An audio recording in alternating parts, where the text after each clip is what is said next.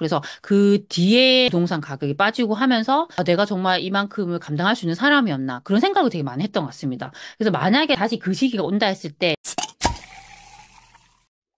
안녕하세요. 제비트입니다. 오늘 제가 조금 들려드릴 이야기는요. 부동산 투자를 처음 시작하는 분들이 꼭 알아야 되는 두 가지에 대해서 좀 말씀드리고 싶습니다. 제가 이 이야기를 하게 된 계기는요. 최근에 제가 새벽 기상 모임에서 독서 모임을 했습니다. 그 독서 모임에서 우리가 선정했던 책이 어떤 책이냐면요. 이 책은 내돈내산인데요. 불변의 법칙이란 책이에요. 저자는 모건 하우절인데요. 제가 이분의 책을 제일 먼저 접했던 게 돈의 심리학이라는 책이었습니다. 그 책이 정말 너무 좋아가지고 정말 내 인생 책으로 삼아야겠다고 생각했는데 최근에 또 이분께서 책을 출간하셨어요. 그 책이 불변의 법칙입니다. 근데 이 책이 너무 좋아서 제가 이 책을 읽으면서 제가 하고 있는 그 부동산 투자에도 적용을 한번 해봤어요. 그래서 제가 이 책을 읽으면서 알게 된 두 가지에 대해서 좀 정리해서 말씀드리도록 하겠습니다. 일단 첫 번째로 이 책에서 강조하고 있는 부분이기도 한데요. 첫 번째가 뭐냐면 우리가 어떤 투자를 할 때요. 단기적으로는요. 그걸 비관적으로 보라는 거고요. 장기적으로는요. 낙관적으로 보라는 이야기입니다. 제가 이걸 좀 설명을 해드릴게요. 그 이야기는 특히나 초보인 분들은요, 우리가 부동산 투자를 한다 했을 때 정말 긍정적으로 봐요.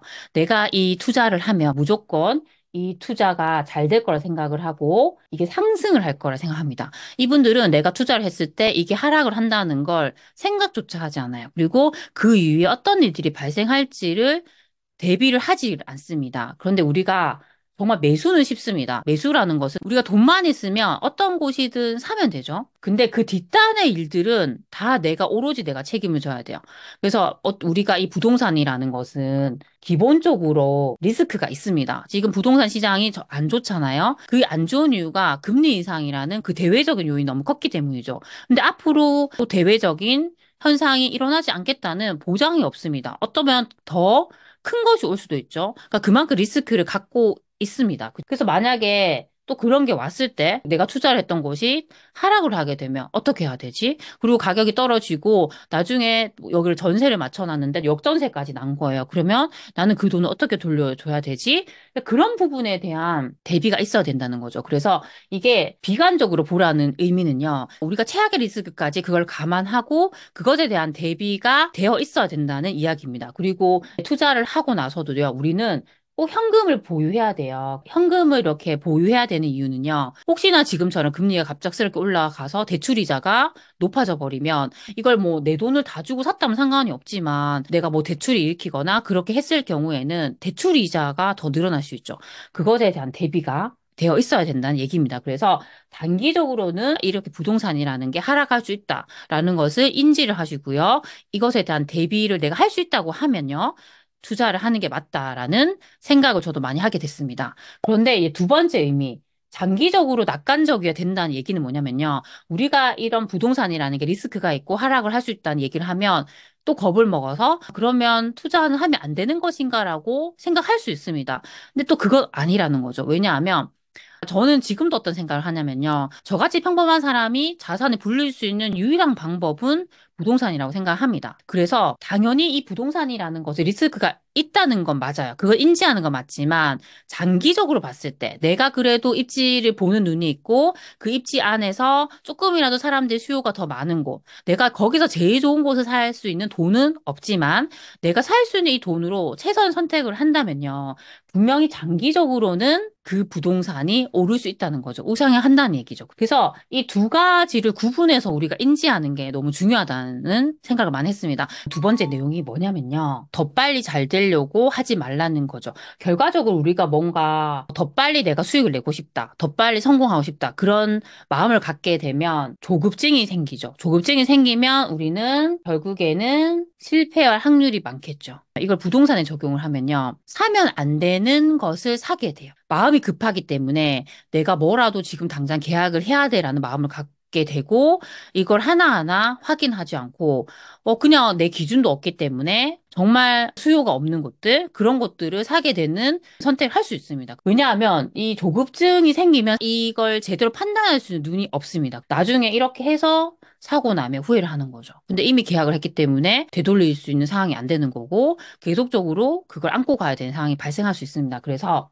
가장 우리가 조심해야 되는 것은 내가 되게 빨리 잘 되고 싶은 마음, 전 그거라 생각합니다. 근데 이런 성향이요. 저도 초보 때 이런 걸 해봤기 때문에 아는데요. 부동산을 이제 시작하려는 분들, 초보인 분들이 정말 이런 성향이 많아요. 제가 많은 수강생 분들을 만나고 이렇게 얘기를 하다 보면요. 저한테 어떤 얘기를 하냐면 당장이라도 지금 갖고 있는 이 소액을 가지고 투자를 하고 싶습니다라는 얘기를 해요. 그 이유가 경험을 빨리 쌓고 싶다는 거죠. 지금 아직 내가 한 번도 안 사봤기 때문에 그냥 작은 거 하나 사가지고 경험하고 싶다는 얘기를 많이 합니다. 근데 만약에 부동산 시장이 좋다고 하면 그래도 내가 그런 선택을 해도 그래도 조금이라도 오를 수는 있어요. 아니면 팔리게도 팔릴 수 있습니다. 근데 지금의 시장은요, 그렇지 않다는 거죠. 더 위험할 수 있죠. 그리고 우리가 그런 소액으로 산다고 했을 때는 상품성이 확실히 떨어지겠죠. 그럼 사람들이 좋아하지 않는다는 거예요. 그러면 리스크가 더 커지는 거죠. 그러니까 기본적으로 부동산이라는 것이 리스크가 큰 것인데 내가 거기서 더 안 좋은 거 사게 되면 내가 더 많은 리스크를 안고 가야 된다는 거죠. 그래서 내가 그냥 빨리 경험하고 싶은 그 조급함 때문에 내 인생이 되게 힘들어질 수 있다는 거죠. 저는 요걸 정말 조심해야 된다고 생각합니다. 이런 마음은요, 항상 사람들에게 반영이 되고 이게 반복적으로 일어나요. 최근에 이제 저는 일어났다고 생각해요. 그게 언제였냐면 한창 유동성이 많았던 시기, 21년, 22년 초 정도라 생각합니다.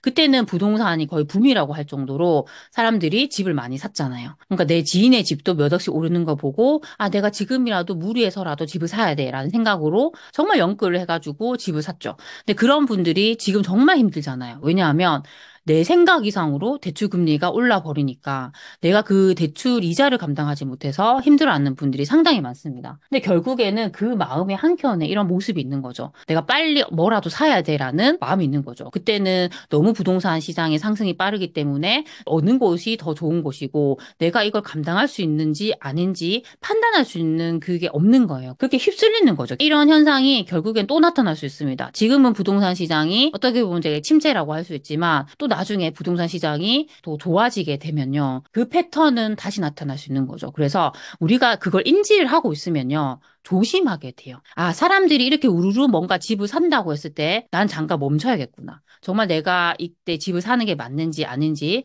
잘 판단해야겠구나. 그런 걸 내가 생각할 수 있는 거죠. 그래서 저는 이 책을 읽으면서 이 부분에 대해서 정말 생각을 많이 하게 됐습니다. 그리고 저 역시도 후회를 많이 했죠. 저도 한창 부동산 시장이 좋을 때는요. 어떤 생각이 들었냐면 내가 하나라도 더 사야 돼라는 생각을 많이 했습니다. 왜냐하면 이게 지금 딱 샀을 때 이게 오르는 게 눈에 보이거든요. 그러면 사람은 어떤 걸 하게 되냐면요. 무리한 욕심을 부리게 됩니다. 내가 그냥 사는 것만 생각하게 돼요. 내가 이거를 보유할 수 있는지, 내가 이걸 계속 가져갈 수 있는지, 그 뒷단에 뭐가 있는지 생각을 안 하게 돼요. 그 욕심에 눈이 머는 거죠. 그렇죠. 그래서 저도 그렇게 했던 것 같아요. 그래서 그 뒤에 이제 부동산 가격이 빠지고 하면서 아, 내가 정말 이만큼을 감당할 수 있는 사람이었나 그런 생각을 되게 많이 했던 것 같습니다. 그래서 만약에 다시 그 시기가 온다 했을 때 저는 예전처럼 그렇게 하진 않을 것 같아요. 저는 정말 보수적으로 볼 것 같아요. 그러니까 제 주변에 투자를 오랫동안 하신 분들을 보면 정말 보수적이구나. 그런 생각을 했어요. 저는 상대적으로 되게 공격적이었고, 오랫동안 투자를 하신 분들은 정말 보수적이었거든요.